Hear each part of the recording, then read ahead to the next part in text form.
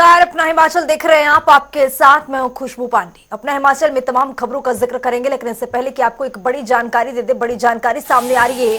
DA arrear की मांग को लेकर कर्मचारियों का जो धरना है वो देखा जा रहा है। बड़ी जानकारी आपको दे रहे हैं। कर्मचारी संगठन ने सरकार के खिलाफ मोर्चा एक बार फिर से खोल दिया है। सरकार पर फिजूल खर्ची आरोप के साथ प्रदर्शन करने में जो कर्मचारी हैं वो लगे हुए हैं। आपको बताते चले कि प्रदेश सरकार से कर्मचारियों ने अपनी मांग उठाई है। लंबे समय से डीए एरियर की जो मांग है वो पूरी तरह से लंबित है। तो ये बड़ी जानकारी आपको दे।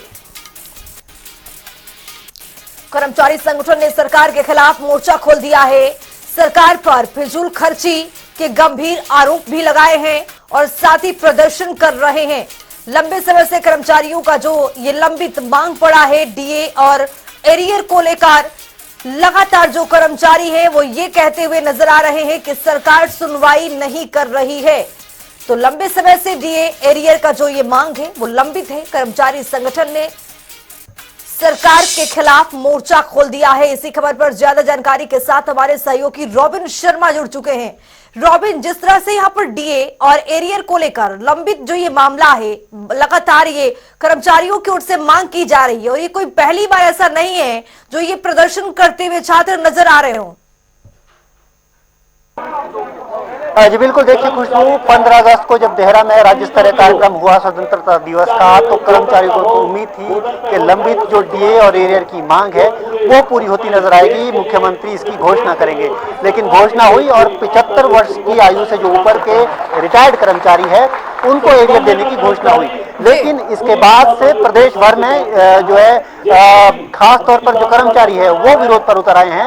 और एक बार आप तस्वीरें देखिए तो ये सचिवालय की बाहर की तस्वीरें हैं, जहां पर बड़ी तादाद में जो सरकारी कर्मचारी है वो विरोध प्रदर्शन कर रहे हैं। और विरोध केवल ये बात को लेकर जताया जा रहा है कि जो डीए और एरियर की लंबित पड़ी उनके वेतन और भत्ते हैं वो बहाल किए जाए। और खास तौर पर कहा जा रहा है कि जिस तरह से फिजूल खर्ची सरकार कर रही है, खासतौर पर लोगों को पद देने में, इसके अलावा मंत्रियों और कर्मचारियों के जो दफ्तर है उनको बनाने में जरूर खर्चा किया जा रहा है, लेकिन जो कर्मचारी है उनके वेतन भत्ते देने के लिए जो सरकार है वो वित्तीय स्थिति का हवाला दे रही है, ये कर्मचारियों की ओर से कहा जा रहा है। वहीं दूसरी ओर सरकार का पक्ष इसमें यह है कि सरकार लगातार बात कह रही है कि 10,000 करोड़ की जो देनदारी है पिछली सरकार वर्तमान सरकार पर छोड़कर गई है, और साथ में क्योंकि इसके अलावा कर्ज का बोझ सरकार पर है, तो ऐसे में यहाँ पर जो सारी देनदारी है वो मुसीबत बन गई है। लिहाजा सरकार को कुछ करना चाहिए। हालांकि ओपीएस बहाल करके सरकार ने एक बड़ी पहल की है और अपनी जो प्रतिबद्धता है कर्मचारियों के प्रति वो जरूर निभाई है, इस तरह से सरकार भी कह रही है। हमारे साथ यहाँ पर कमल कृष्ण जी है, महासंघ है, सचिव है, इनसे बात करते हैं। यहाँ पर बात करने की कोशिश करते हैं कि क्या पूरा मामला है। सर, 15 अगस्त को उम्मीद थी कि डीए और एरियर की घोषणा होगी, लेकिन नहीं हुई। तो इसके बाद एक पहले भी बड़ा प्रदर्शन यहाँ पर हुआ और आज आप लोगों को फिर यहाँ पर आना पड़ा। क्या आवश्यकता है, क्या मांग है? हमने जो हमारा संगठन है उससे माननीय मुख्यमंत्री महोदय से 15 अगस्त से पहले मिला था और हमने उनसे अनुरोध किया था कि सर, देनदारी बहुत हो गई है कर्मचारियों को, कुछ ना कुछ 15 अगस्त के लिए अनाउंस कर दिया जाए। हमने तो ये भी कहा कि अगर आज अनाउंस कर दो 15 अगस्त को, आप दो बेशक बाद में आप अनाउंस कर दो कि जो डीए है अक्टूबर पेडी नवंबर दे दिया जाएगा, तो उसमें 15 अगस्त का फंक्शन भी हो गया था और दिवाली का फंक्शन भी हो गया था।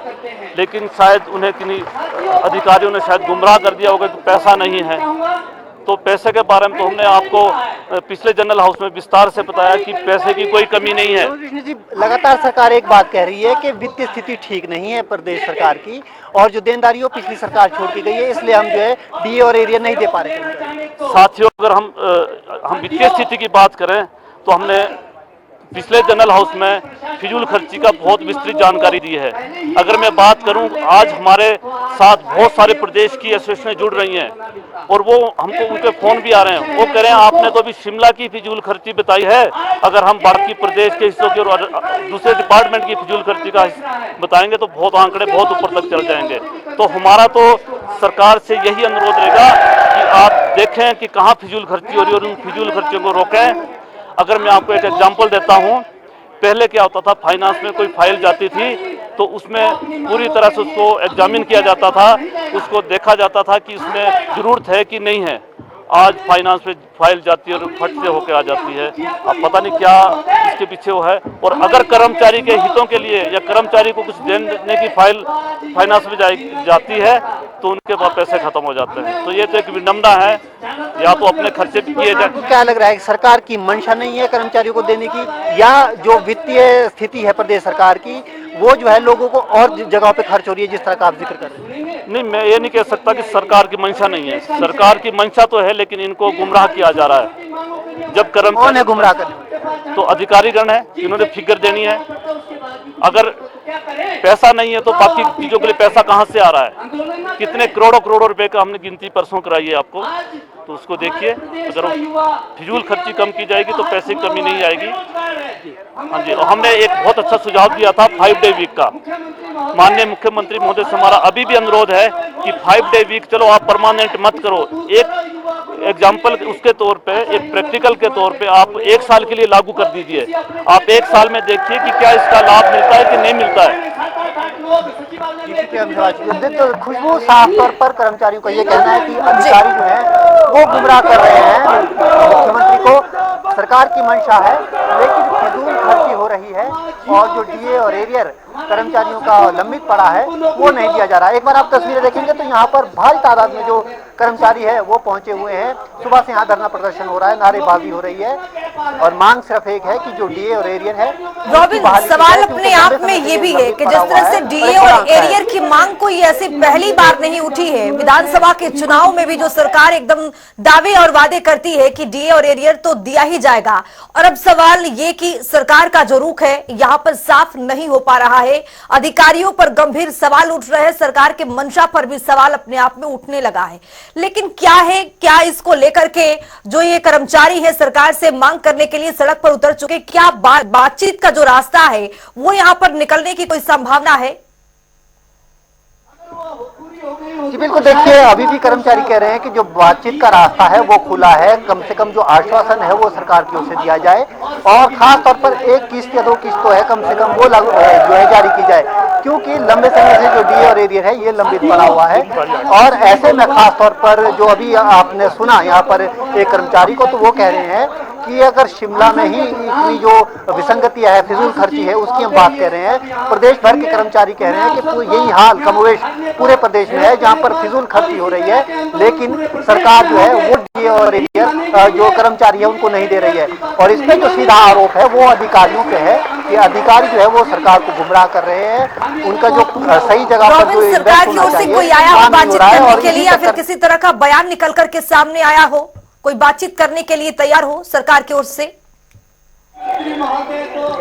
देखिए अभी तक जो खास तौर पर अगर बात की जाए तो मंत्रियों के कुछ बयान आए हैं सामने, जिसमें एक राजेश धर्मानी का बयान आया था। उन्होंने कहा था कि जो डीए और एरियर की मांग है इसको हम स्वीकार कर रहे हैं कर्मचारियों की, लेकिन वित्तीय स्थिति ऐसी नहीं है कि इसे दिया जाए, इसके लिए थोड़ा समय सरकार को चाहिए। साथ ही उन्होंने ये भी सवाल उठाया था कि जिस तरह की बयानबाजी इस वक्त यहाँ पर कर्मचारी कर रहे हैं वो ठीक नहीं है, और उसका विरोध यहाँ पर जो है कर्मचारी अब करते हुए नजर आ रहे हैं। और जिस ये मामला थमने की जगह बढ़ता हुआ नजर आ रहा है मंत्रियों की बयानबाजी के बाद भी। आज ही नरेश चौहान का बयान भी सामने आया है, मुख्यमंत्री के प्रधान मीडिया सलाहकार है, उनकी ओर से कहा गया है कि कर्मचारी जो है वो उनकी मांग ठीक है और जो डीए और एरियर है वो देना है, लेकिन जिस तरह की बयानबाजी वो कर रहे हैं वो जो है उसको उन्होंने अफसोस जताया है। तो कहीं ना कहीं जिस तरह की बयानबाजी मंत्रियों की तरफ से आ रही है, तो अभी ये मामला इतनी जल्दी हल होता हुआ तो नजर नहीं आ रहा है, लेकिन आने वाले दिनों में अब देखना होगा कि क्या कोई बीच का रास्ता निकलता है, क्या जो कर्मचारी है वो मुख्यमंत्री से मिलते हैं, और उसके बाद किस तरह की स्थिति यहाँ पे बनती हुई नजर आ रही है। बिल्कुल देखना ये दिलचस्प होगा कि जो स्थितियां हैं, परिस्थितियां हैं, वो किस तरह से बदलती हुई यहाँ पर नजर आती है। बहुत शुक्रिया रॉबिन शर्मा तमाम जानकारी साझा करने के लिए। तो लंबे समय से कर्मचारी का जो लंबी डीए और एरियर का मांग है वो लगातार यहाँ पर प्रदर्शन का एक रूप ले लिया है। प्रदेश सरकार से कर्मचारियों ने सवाल भी उठाया है, अपनी मांग भी उठाई है, लेकिन सरकार इस पर पूरी तरह से गंभीर नहीं है, ये कर्मचारियों की ओर से कहा गया है। और इस मांग को लेकर के जो अधिकारी हैं वो बिचौलिया की गुंजाइश यहां पर निभाते हुए नजर आ रहे हैं। एक और बड़ी जानकारी सामने आ रही है, उसे भी आपको रूबरू कराएंगे। सोलन में सड़क हादसा पेश आया है। पिकअप की चपेट में एक व्यक्ति आ गया है, व्यक्ति गंभीर रूप से घायल हो गया है। इलाज के लिए पीजीआई रेफर कर दिया गया है। बड़ी जानकारी आपको दे रहे हैं सोलन से। तो व्यक्ति गंभीर रूप से घायल हो गया है, इलाज के लिए पीजीआई में रेफर कर दिया गया है। तो चालक को नींद आने की वजह से यह दुर्घटना पेश आई है। हालांकि इस पूरे मामले की तफ्तीश में पुलिस जुट चुकी है। क्या कुछ मामला है, किस तरह से ये हादसा पेश आया है, लेकिन मौजूदा जानकारी ये मिल पा रही है कि नींद आने की वजह से ये बड़ा हादसा पेश आया है।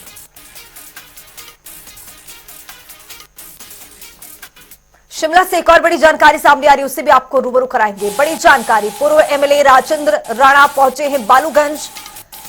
तो ये बड़ी जानकारी आपको दे रहे हैं। देवेंद्र बुटोकेल ठाकुर भी थाना पहुंचे हुए हैं। सरकार गिराने का षड्यंत्र का ये पूरा मामला है। आपको बता दें कि राजेंद्र राणा बालूगंज थाना पहुंचे हैं। देवेंद्र बुटोकेल ठाकुर भी। तो आपको बता दें कि यहां पर बालूगंज थाना पहुंचे हुए हैं और शिमला से बड़ी जानकारी दे रहे हैं। देवेंद्र बुटोकेल ठाकुर भी थाना पहुंच चुके हैं। सरकार गिराने का पूरा जो ये मामला है वो षड्यंत्र का मामला है। मामले में पूछताछ के लिए थाना में बुलाया गया है। तो सीपीएस संजय अवस्थी ने ये पूरा एफआईआर जो है वो दर्ज कराई थी। थाने में तीनों पूर्व विधायक से पूछताछ जारी है। जिस तरह से पिछले दिनों देखा गया कि हिमाचल प्रदेश में किस तरह से राजनीतिक भूचाल सामने आया था और राजनीतिक भूचाल में कई विधायक जो ऐसे सामने आए थे जो उन पर गंभीर आरोप भी लगे थे। पूरा ये मामला कोर्ट तक भी पहुंचा था, लेकिन यहां पर ये पूरा जो मामला है अब थाने में भी चल रहा है। सीपीएस संजय अवस्थी ने एफआईआर दर्ज करवाई थी, जिसमें आज पूछताछ के लिए पूर्व विधायकों को बुला लिया गया है। मैं धन्यवादी हूँ सुखविंदर सिंह सुक्खू जी का कि मेरी 58 साल की उम्र हो गई और आज तक मेरे खिलाफ किसी भी पंचायत में, किसी भी थाने में, किसी भी कोर्ट में, सिविल कोर्ट, क्रिमिनल केस आज तक मेरे जीवन के इतिहास में नहीं है। आज इन्वेस्टिगेशन के लिए बुलाया है। चलो सुक्खू जी की मेहरबानी से पुलिस स्टेशन को देखने को मिल गया। मैं आप सब लोगों के माध्यम से मैं माननीय मुख्यमंत्री जी की तारीफ करना चाहूँगा और केंद्र सरकार मुख्यमंत्री सुखविंदर सिंह सुक्खू जी को कोई गोल्ड मेडल से नवाजे, क्योंकि ये हिंदुस्तान के सबसे झूठ बोलने वाले मुख्यमंत्री हैं। बीजेपी प्रवक्ता शैलेंद्र गुप्ता ने प्रदेश सरकार पर निशाना साधा है। उन्होंने कहा है कि कांग्रेस एंटी डिफेक्शन लॉ को सहारा लेकर चुनाव जीतना चाहती है, लेकिन कांग्रेस अपनी सहूलियत के हिसाब से केवल कानून के नियमों में बदलाव कर रही है। अगर वास्तव में कांग्रेस की नीयत साफ है तो वो नियम में बदलाव ना करे, कानून में बदलाव करे। अगर वो कानून में बदलाव लाते हैं तो बीजेपी उनके साथ खड़ी है। हिमाचल में लगातार कर्मचारियों को डीए और एरियर को लेकर मामला तूल पकड़ता जा रहा है। इसी कड़ी में बीजेपी विधायक राजेंद्र राणा ने कांग्रेस सरकार पर जमकर हमला बोल दिया है। साथ ही उन्होंने सुक्खू सरकार पर एक तरफा आर्थिक संकट का राग भी उन्होंने अलापा है। कर्मचारियों को महंगाई भत्ते और एरियर से वंचित रख रही है। वहीं उन्होंने प्रदेश सरकार कर्मचारियों का हक मारने का उन्होंने गंभीर आरोप भी लगा दिया है। वर्तमान सरकार जो है उससे प्रदेश का जो कर्मचारी तबका है वो पूरी तरह परेशान है, निराश है, हताश है और कर्मचारी बड़े वर्षों के बाद हम लोग देख रहे हैं कि हजारों की तादाद में कर्मचारी जो है वो सेक्रेटरीट का उन्होंने गेट मीटिंग करी कल भी और पूरे देश में सरकारों ने, केंद्र सरकार ने, बाकी अन्य राज्य सरकारों ने 50% डीए कर्मचारियों को जो है वो दे दिया और हिमाचल प्रदेश की सरकार अभी 34% पर अड़ी हुई। घोषणा बेशक इन्होंने चाहे 50% की कर दी है, पर कर्मचारियों को डीए तक नहीं मिल रहा है और दूसरा कर्मचारियों को एरियर नहीं मिल रहे हैं। मुझे कहना यह है कि प्रदेश के कर्मचारियों को पैसा देने के लिए सरकार के पास खजाना खाली है। सरकारें कर्मचारियों के दम पर चलती हैं। कर्मचारी मेहनत करते हैं, सरकार की पॉलिसीज जो हैं उनको इम्प्लीमेंट करते हैं, जनता के तक पहुंचाते हैं, परंतु सरकार के पास मुख्यमंत्री के पास उनके जो मित्र हैं उनके लिए खजाना लुटाने के लिए बहुत पैसा है। तो वहीं राजेंद्र राणा ने प्रदेश सरकार पर जमकर निशाना साधा है। उन्होंने कई मुद्दों को लेकर सुखू सरकार को घेर दिया है। वहीं उन्होंने प्रदेश सरकार पर कई गंभीर आरोप भी लगाए हैं। सुनिए क्या कुछ कह रहे हैं। नौजवानों के साथ जो है इन्होंने बड़े कीर्तिमान स्थापित किए कि 1 लाख नौकरियां देंगे।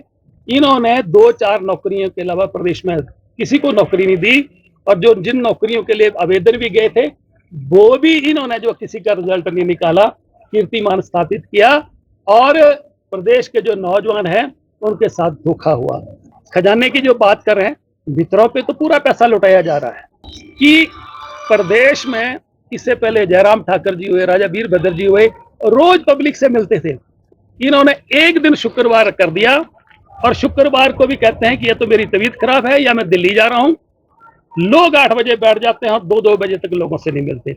और सबसे बड़ी बात, बड़ी हैरानी की बात है कि इतना बड़ा कीर्तिमान कि हमीरपुर में 16 तारीख को आए, 2 बजे रेस्ट हाउस आए और 2 बजे से 2:30 बजे के लंच किया, और जितने लोग खड़े थे किसी से नहीं मिले। तो हिमाचल प्रदेश पर 65,000 करोड़ रुपया कर्जा 2022 तक कितने मुख्यमंत्री, कितने सरकारें हुई, कितने वर्षों में हुआ।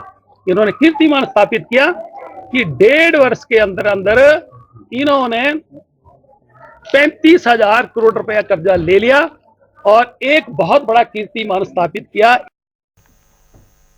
मुख्यमंत्री सुखविंदर सिंह सुक्खू के मीडिया सलाहकार नरेश चौहान ने प्रेस कॉन्फ्रेंस की है। इस दौरान उन्होंने कर्मचारियों के विरोध प्रदर्शन को लेकर एक बयान दिया है। उन्होंने कहा है कि सचिवालय कर्मचारी सरकार का हिस्सा है। वही सरकार ने ओपीएस बहाल करके कर्मचारियों के लिए अपनी प्रतिबद्धता साबित की है। इस तरह की भाषा और इस तरह थ्रेट वाली बात क्यों आई? कोई डेडलॉक तो नहीं है इसमें, सिर्फ समय की बात है कि आर्थिक स्थिति को ठीक करना है, पैसे का इंतजाम कर रहे हैं। मुख्यमंत्री जी और उनकी टीम लगी है इस बात को। थोड़ा सा समय मांगा था, और आप अच्छी तरह समझ रहे हैं कि प्रदेश की आर्थिक स्थिति क्या है। और बात सही है कि और भी बहुत सारे ऐसे वर्ग हैं जिनके लिए सरकार को काम करना है। सरकार को तो हर वर्ग के लिए काम करना है और कर रही है सरकार। अगर आप देखें कि किसानों के लिए, बागवानों के लिए, बेरोजगारों के लिए, हर वर्ग के लिए सरकार को योजनाएं बनानी है। तो मैं समझता हूं कि सरकारी कर्मचारी भाइयों से मेरी तो यही अपील रहेगी कि अभी भी उनको जो है इस मुद्दे को लेके, जो डीए की जो बात और एरियर्स की जो बात है, उनको सरकार के साथ बातचीत के जरिए इन चीज़ों को रखना चाहिए, अपनी बात रखनी चाहिए, अपना पक्ष रखना चाहिए, और सरकार का पक्ष भी समझना चाहिए। और मैं समझता हूँ मिल बैठ के, टेबल पे बैठ के ये बातें सुलझाई जा सकती है।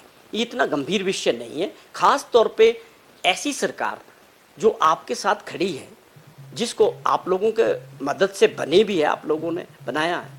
और हमारे 1.5 साल के कार्यकाल में बहुत सारे ऐसे फैसले लिए गए जो कर्मचारियों के हित में थे। तो ये रिश्तों को ऐसा ना हो कि कुछ लोग इसमें ऐसे हो जो जानबूझ के आम कर्मचारियों को, उनको जो है गुमराह करने का प्रयास करें। उन चीज़ों से इनको मैं समझता हूँ कि बचना चाहिए कि 2-4 लोग कोई ऐसे उसमें आ जाएं कि जो बाकी कर्मचारी भाइयों को गुमराह करें। ऐसा नहीं होना चाहिए। और हमारी प्राथमिकता बिल्कुल साफ है कि जैसे ही जल्दी से जल्दी जो इंतज़ाम हो रहा है, आर्थिक स्थिति आपके सामने है, आपदा के दौरान बहुत नुकसान हुआ, प्रदेश किन परिस्थितियों से गुजरा वो आपके सामने है, क्या हालात है। तो इन चीज़ों को मैं समझता हूँ इनको भी इस चीज़ पे गौर करना चाहिए, क्योंकि छुपी हुई नहीं है बात कोई। और हमारी मंशा साफ है। मैं समझता हूँ कि बातचीत के जरिए ये मसला सॉल्व हो जाए। मंडी जिले के राजवन गांव में बीते 31 जुलाई को बादल फटने की घटना सामने आई थी, जिसके वजह से वहां तबाही का मंजर देखा गया और 3 घर इस बाढ़ की चपेट में आए थे, जिस वजह से 9 लोगों की मौत भी हो गई थी। वहीं 2 लोग घायल हो गए थे और एक व्यक्ति अभी भी लापता है। वहीं गांव के लोगों ने तबाही का जो मंजर देखा है, उसके बाद यहां पर किसी की भी रहने की हिम्मत नहीं हो रही है। लोग डर के साए में जीने के लिए मजबूर हैं। वहीं बीते दिनों पीडब्ल्यूडी मंत्री विक्रमादित्य सिंह ने भी इस गांव का दौरा किया था और प्रभावितों को हर संभव मदद देने का आश्वासन भी दिया था। इलाके को सड़क मार्ग से, सड़क तो है मगर उसको जो है उसकी प्रॉपर डीपीआर बनाकर उसको हमने नाबार्ड के माध्यम से भेजा है और जैसे ही इसकी स्वीकृति आ जाएगी हम जल्द से जल्द इसको चौड़ा करने का, इसकी मेटलिंग टायरिंग का कार्य आने वाले समय में शुरू करेंगे।